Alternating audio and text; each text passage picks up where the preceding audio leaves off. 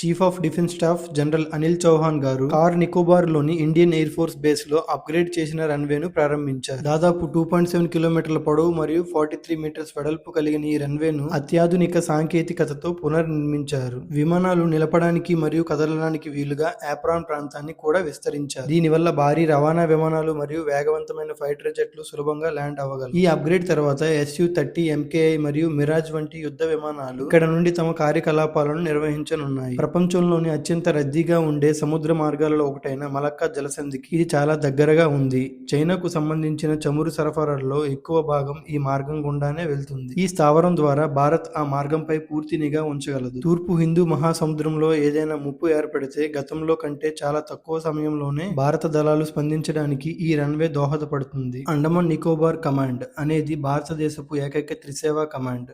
ఇక్కడ army, navy మరియు air ఫోర్సులు కలిసి పనిచేస్తాయి. 2004 సునామీ సమయంలో కార్ నికోబార్ తీవ్రంగా దెబ్బతింది. ఆ సమయంలో 122 మంది ఎయిర్ ఫోర్స్ వారియర్స్ మరియు వారి కుటుంబ సభ్యులు ప్రాణాలు కోల్పోయారు. ఇప్పుడు ఈ బేస్ ను అత్యాధునిక హబ్ గా మార్చడం భారత రక్షణ రంగ పట్టుదలకు నిదర్శనం.